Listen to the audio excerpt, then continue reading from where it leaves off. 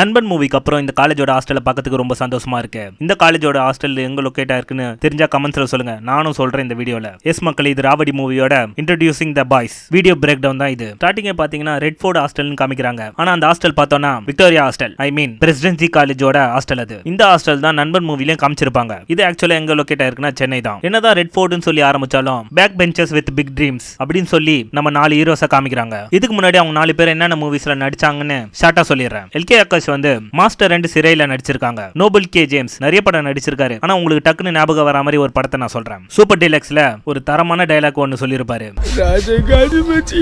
Next Jaffer, இவர் Vikram, Jailer இந்த மாதிரி மூவில எல்லாம் நடிச்சிருக்காரு. ஃபோர்த்தா இருக்கவரு அருணாச்சல ஈஸ்வரன். இவரை பாத்தீங்கன்னா ஸ்வீட் ஹார்ட், லவ்வர் இந்த மாதிரி மூவில நடிச்சிருக்காரு. இவங்க 4 பேருமே ரெட்ஃபோர்ட் ஹாஸ்டல்ல இருக்காங்க.